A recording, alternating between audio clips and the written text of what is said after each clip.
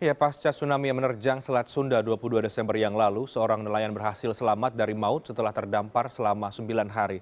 Nelayan bernama Ari ditemukan KRI Rigel 933 pada Minggu siang di Pulau Panjang, Sembranak. Setelah bertahan dengan kayu terombang-ambing di atas laut, Ari berhasil selamat dari terjangan tsunami. Selama 9 hari, Ari Agus Arman Haryanto bertahan di Pulau Panjang, Senggrana, bertahan hidup dengan memakan biji ketapang dan juga sisa-sisa air. Ari berhasil ditemukan oleh tim SAR yang melakukan penyisiran di sepanjang pulau.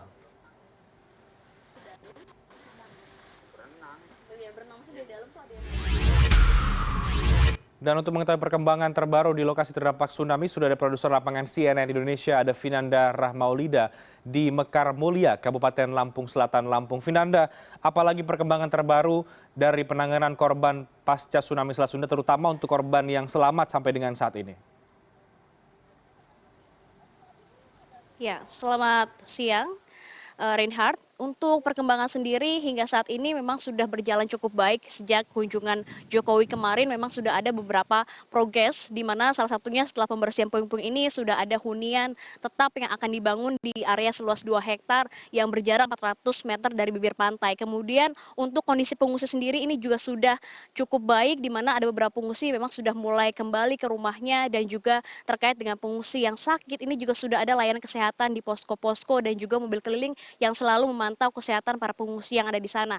Dan untuk hingga saat ini memang ada 118 orang yang meninggal dunia dan 7 orang yang hilang dan belum ditemukan oleh para petugas tim SAR. Namun sebelumnya memang ada 8 orang yang hilang, namun telah ditemukan 1 orang dalam keadaan hidup dan terdampar 9 hari di laut ataupun di Pulau Panjang. Dan saat ini saya tengah bersama dengan salah satu nelayan yang hidup saat bencana tsunami terjadi dan terdampar 9 hari. Selamat siang Mas Ari, bagaimana kabarnya? Tentu senang ya sudah bisa berkumpul dengan keluarga ya. Ya, alhamdulillah ya, udah tenang di sini.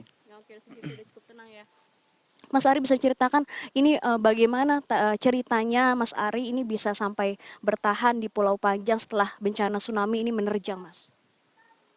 Ya, gimana ya? Bahasa bertahan di sana mah cukup cukup ini jiwa lah di sana itu. Lalu awalnya itu ada berapa nelayan masih bersama Mas Ari, kemudian saat tsunami terjadi itu seperti apa kondisinya, Mas? Kalau waktu itu ada 16 nelayan. Waktu saat kejadian itu ya, kita saat itu lagi mancing. Lalu terjadinya tsunami itu seperti apa, Mas, kronologisnya, Mas? Kronologinya ya, waktu gunung itu terbelah, nyusut langsung ke dalam, ya jadinya gelombang langsung hantam-hantam kita itu. Berarti apa saja ya Mas Ari lihat, ada gelombang setinggi apa, kemudian bagaimana itu Mas Ari bisa tergulung ke dalam laut, Mas? Kita lihat dari jauh itu hampir ada kali 30-40 meteran gelombang itu yang terus ngehantem kita sampai 3 kali hantaman sampai tergulung ke tengah itu. Berarti saat itu Mas Ari bisa kembali ke daratan itu bertahan dengan kayu atau seperti apa, Mas? Kita berenang ya nyari sisa-sisa serpihan perahu itu, sama saya nemu ini wadah bekas alat itu, bekal-bekal kita orang. Berarti saat Mas Ari sudah berada di atas daratan itu berenang, kemudian teman-teman sudah tidak ada ya, Mas? Lalu bagaimana ceritanya bisa terdampar di Pulau Panjang? Kita orang itu tadinya udah berenang situ selama 1 hari 1 malam, ya coba menepi ke daratan gitu, cuma nyari daratan. Ya kan waktu pas pertama itu kan ada 4 orang yang udah selamat. Nah yang terakhir saya gara-gara ketinggal saya sendiri di sana itu, gara-garanya mencari kawan yang di belakang ini. Oke, lalu seperti apa, Mas? Tadi kan ada gelombang 40 meter ya. Saya tidak bisa membayangkan bagaimana Mas Ari perasaannya di sana melihat ombak 40 meter, kemudian tenggelam dan bisa kembali lagi itu memang karena ada bantuan ombak dari dalam ya Mas ya?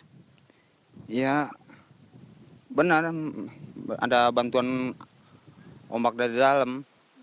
Soalnya kan ngikutin arus saya itu. Ya coba tenang lah gitu, berenangnya aja juga. Berarti saat terdampar di Pulau Panjang ini untuk makanan sendiri, minuman ini Mas Ari mencari makanan dan minuman dari apa Mas?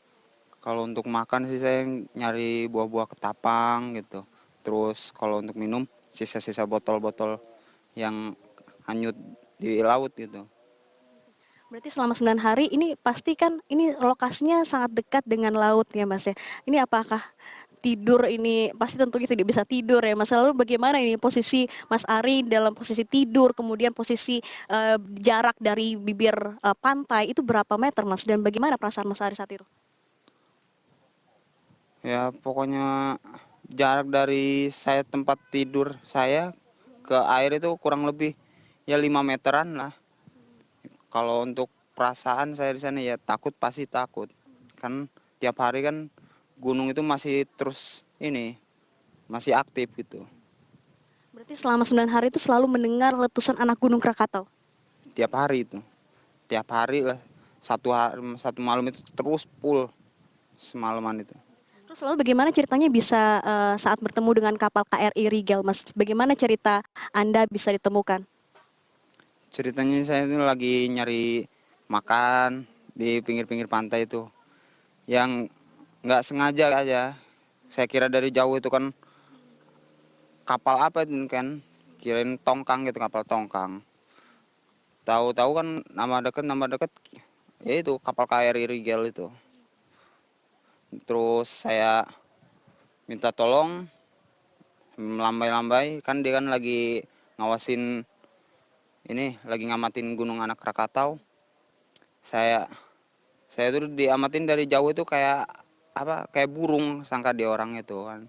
Sampai katanya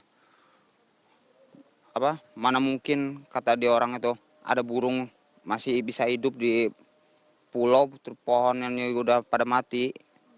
Dia orang foto sampai 2 kali itu. Dipoto, di zoom, ternyata itu bukan burung, manusia. Oke, berarti akhirnya saat itu bisa terlihat Mas Ari bisa terlihat oleh tim SAR penyelamat dan akhirnya bisa selamat hingga saat ini bisa berdiri di sini ya Mas. Oke baik, terima kasih Mas Ari atas informasinya. Kembali ke Anda di studio Reinhardt. Baik, terima kasih Vinanda untuk informasi Anda langsung dari Provinsi Lampung.